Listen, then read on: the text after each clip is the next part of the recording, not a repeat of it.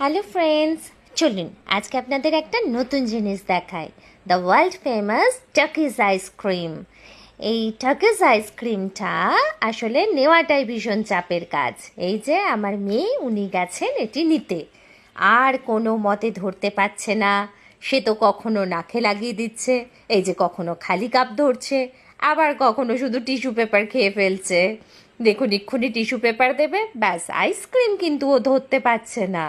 আর ice cream খেতে গিয়ে tissue paper খেয়ে ফেলেছে।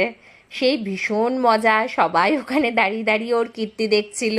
আরও বাচ্চারা চলে এসেছে, আমরাও খুব মজা পেলাম।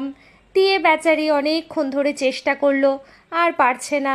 দিয়ে পরে লোকটা বলল, আয় বাবা, তোর দ্বারাই হবে না, তোকে বরঞ্চ আমি এমনিই একটা দিচ্ছি।